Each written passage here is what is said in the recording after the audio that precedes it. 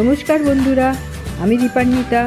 Easy cooking with Dipanwita চ্যানেলে তোমাদের স্বাগত। আজ তৈরি করব টোপাকুলের চাটনি।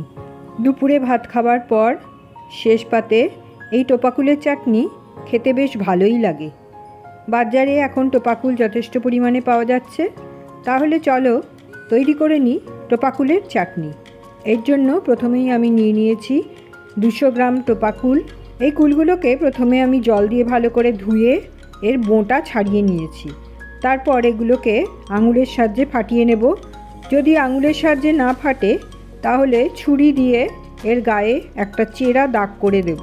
এতে কুলের মধ্যে রস ভালো মতন ঢুকবে। প্রথমে একটা মশলা তৈরি করে নেব।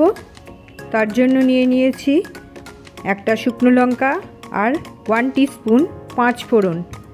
একে শুকনো খোলায় আগে ভেজে নেব। বারবার নেড়ে নেড়ে কম আঁচে একে ভাজতে হবে। খুব সুন্দর একটা গন্ধ বেরোবে আর হালকা একটু কালারও চেঞ্জ হয়ে যাবে। তখন একে নামিয়ে নেব। পুরোপুরি ঠান্ডা হয়ে গেলে একে গুঁড়ো করে নেব। এবার মূল রান্নাতে চলে এলাম। কড়াতে 1 টিস্পুন সর্ষের তেল দিয়ে অর্ধেক শুকনো লঙ্কা দিলাম। তারপর 1 টিস্পুন কালো সর্ষে এতে দিয়ে ফোড়ন দিলাম।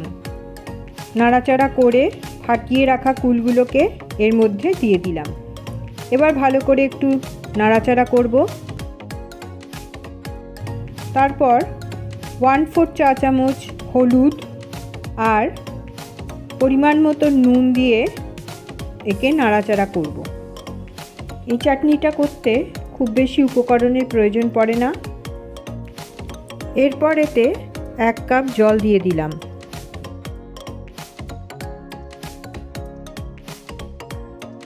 নাড়াচাড়া করে মিশিয়ে নেওয়ার পর যখন জল ভালো করে ফুটে উঠবে তখন এর মধ্যে দিয়ে দিলাম 1/2 কাপ চিনি। এবার চিনি ভালো করে গলে গিয়ে যখন আবার ফুটে উঠবে তখন আঁচ কমিয়ে 5-7 মিনিটের জন্য একে ঢেকে দেব। এদিকে আমার ভাজা মশলাটা বেশ ঠান্ডা হয়ে গেছে। এবার মশলাটা গুঁড়ো করে নিলাম। মিহি গুঁড়ো করার দরকার নেই। 5-7 মিনিট হয়ে গেছে। টোপা কুলগুলো ভালোভাবে সেদ্ধ হয়ে গেছে। কুলগুলো বেশ ফুলে উঠেছে। ভালো করে নাড়াচাড়া করে ভাজা মশলার গুঁড়ো ছড়িয়ে দিলাম। ভালো করে নেড়ে মশলাটা চাটনির সঙ্গে মিশিয়ে দিলাম। ব্যাস তৈরি হয়ে গেল টোপাকুলের চাটনি। চাটনিটা পুরোপুরি ঠান্ডা হলে পরিবেশন করব। এই রান্নাটা তোমরা একবার ট্রাই করতে পারো।